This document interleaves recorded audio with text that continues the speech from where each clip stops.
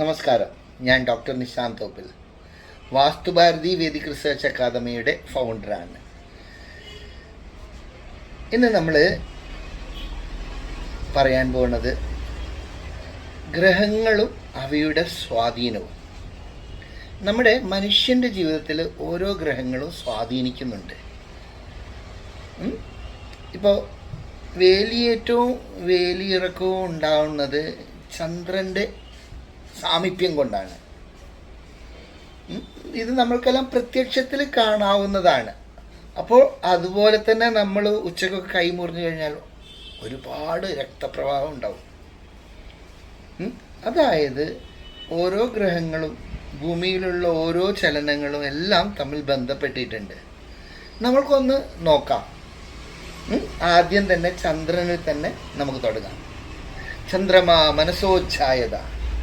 ചന്ദ്രനിൽ നിന്ന് മനസ്സ് ജനിക്കുന്നു. അതായത് മനസ്സ് എന്നുള്ളതാണ് എല്ലാം സൃഷ്ടിക്കുന്നത്. അപ്പം അത് ഓരോ ചലനങ്ങളും മനസ്സിലുണ്ടാകുന്നത് ചന്ദ്രൻ്റെ സ്വാധീനമാണെന്നാണ് പറയുന്നത്. അതായത് മനസ്സമാധാനം ഉണ്ടാകണം, അത് ചന്ദ്രനിൽ നിന്നാണ് വരുന്നത്. ഇപ്പോൾ സാമ്പത്തികം, വെൽത്ത് വരണം, ധനം വരണം, അതിനാദ്യം ചന്ദ്രൻ്റെ സ്വാധീനം വേണം. വാസ്തുവിൽ പറയുകയാണ് വടക്ക് വശം കുബേരസ്ഥാനം. ഇവിടെയാണ് നമ്മൾ പേളാണ് ഉപയോഗിക്കുക, അവിടെയാണ് ചന്ദ്രൻ. അപ്പോൾ ചന്ദ്രനാണ് നമ്മൾക്ക് സന്തോഷം, ആഹ്ലാദം ഉണ്ടാക്കുക, അതുപോലെ തന്നെ സക്സസ് ഉണ്ടാക്കുക. ചന്ദ്രൻ എങ്ങനെയാണോ അതിനനുസരിച്ചിട്ടാണ് നമ്മളുടെ മാനസിക നിലകളും വരിക.